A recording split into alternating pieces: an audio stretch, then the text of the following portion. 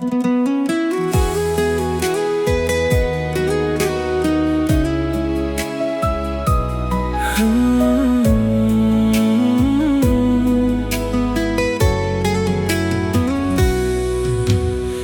ជាទេប្រពន្ធនឹងគ្នា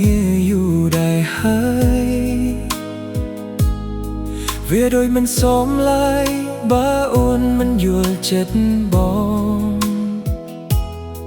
ពេលអ្នកនេះមិនចេះផ្អែមអាចនិយាយឆ្គងតែនៅក្នុងបេះដូងគ្មានអ្នកផ្សេងឡើយកុំយកតែអូនទៅប្រៀបធៀបជាមួយគេមនុស្សមិនដូចគ្នាទេអូនក៏ដឹងហើយអូនតែងសួរសំលួได้ឡើយបងឆ្លើយ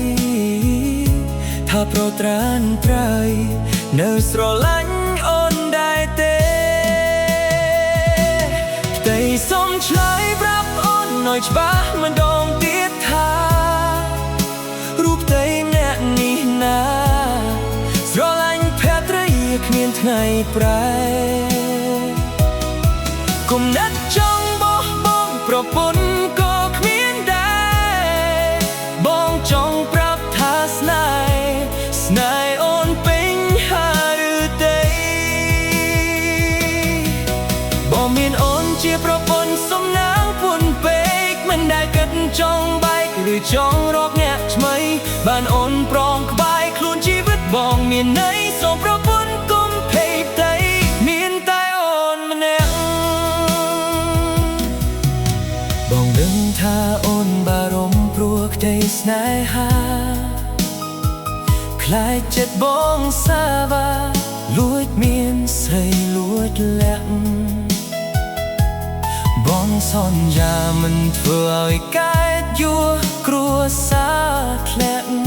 ស្នេហ៍អូនដោយស្មោះស្ម័គ្រសាងគ្រួសារមួយសុខសាន្តតែសូមឆ្លើយប្រាប់អូននៅច្បាស់ម្ដងទៀតថារូបតែអ្នកនេះណាស្រឡាញ់ភក្តីគ្មានថ្ងៃប្រែគុំណាត់ចង់បោះបង់ប្រពន្ធក៏គ្មានដែ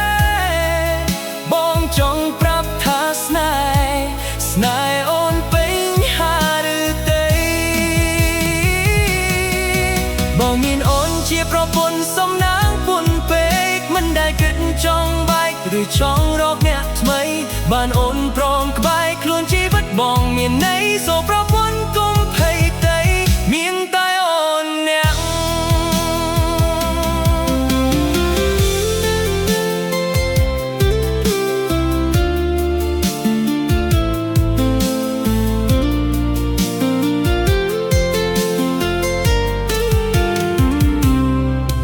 បងដឹងថាអូនបារម្ភព្រោះក្តីស្នេហា